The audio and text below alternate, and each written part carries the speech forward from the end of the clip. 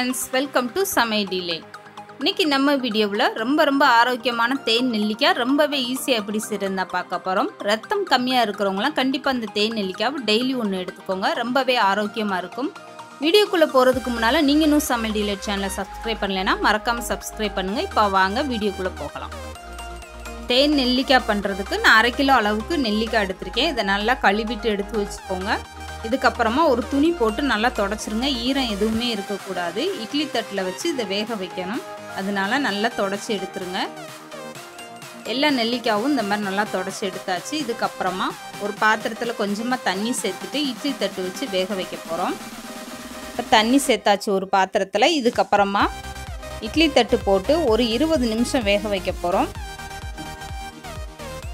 ஸ்டவ்வை மீடியமாகவே வச்சுக்கோங்க. தண்ணி கொதிச்சதுக்கப்புறம் நீங்கள் ஸ்டவ்வை மீடியமாக வச்சு 20 நிமிஷம் இந்த நெல்லிக்காய் நல்லா வேகட்டும். 1/2 கிலோ நெல்லிக்காவுக்கு நான் 1/2 கிலோ அளவுக்கு இன்றைக்கி மண்டவெல்லம் எடுத்திருக்கேன். இப்போ 20 நிமிஷத்துக்கு ஆனதுக்கப்புறம் ஃபோர்க்கு வச்சு இந்த மாதிரி குத்தி பாருங்கள். இப்போ பாருங்கள் நல்லாவே உள்ளே இறங்குது. ஒரு கத்தியோ இல்லை இந்த மாதிரி ஒரு ஸ்பூனோ வச்சு நீங்கள் குத்தி பார்த்தீங்கன்னா நல்லா உள்ளே இறங்குறது தெரியும். இதுக்கப்புறமா நீங்கள் வெளியே எடுத்து வச்சுட்டு ஆற விட்டுட்டு நீங்கள் இந்த ஃபோர்க்கு வச்சு இந்த மாதிரி ஓட்டை போட்டு விட்டுருங்க. அப்படி இல்லைன்னா கத்தியில் கூட நீங்கள் ஓட்டை போட்டுக்கரலாம். இது எதுக்காக செய்கிறோம்னா மண்டவெல்ல பாகோட வேகும்போது உள்ளே நல்லா அந்த பாகு இறங்கும். அதுக்காக தான் இந்த மெத்தடு. அப்படி இல்லைன்னா ஒரு சின்னதாக குச்சி இருந்ததுன்னா கூட நீங்கள் ஓட்டை போட்டுக்கோங்க. முழு நெல்லிக்காவாக சேர்க்க முடியாது. கண்டிப்பாக ஓட்டை போட்டுக்கோங்க. அப்படி இல்லைன்னா கத்தியில் லைட்டாக கீறி எடுத்துக்கோங்க. இதுக்கப்புறமா 1/2 கிலோ அளவுக்கு மண்டவெல்லம் நான் நுணுக்கி எடுத்து வச்சுருக்கேன்.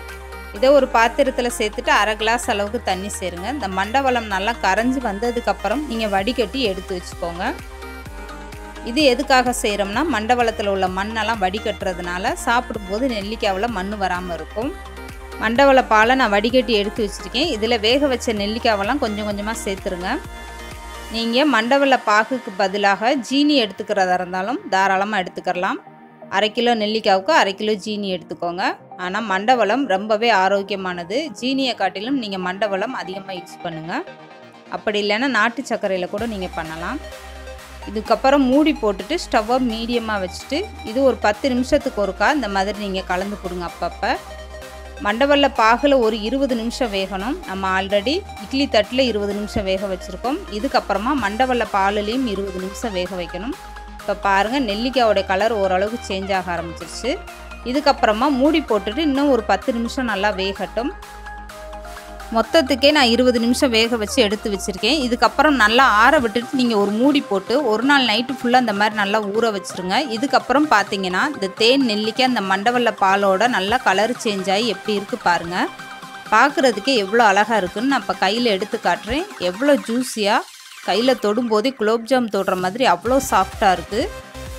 வெந்ததுமே அப்படியே மூடி போட்டு வச்சுட்டிங்கன்னா வேர்த்து அந்த தண்ணியெல்லாம் நெல்லிக்காவில் இறங்கிடும். அதுக்கப்புறம் ஈஸியாகவே நெல்லிக்காய் கெட்டு போக ஆரம்பிச்சிடும். அதுக்காக தான் ஆற விட்டுட்டு அப்புறமா மூடி போடுங்கன்னு சொல்கிறேன்.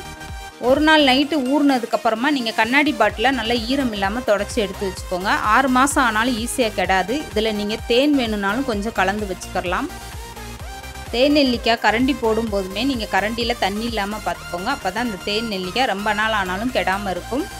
ரொம்பவே ஈஸியாக எப்படி தேன் நெல்லிக்காய் செய்கிறதுனா இன்றைக்கி நம்ம வீடியோவில் பார்த்துருக்கோம். இந்த வீடியோ பிடிச்சிருந்தா லைக் பண்ணுங்கள், ஷேர் பண்ணுங்கள். மறக்காமல் Samayaldelight சேனலை சப்ஸ்கிரைப் பண்ணுங்கள்.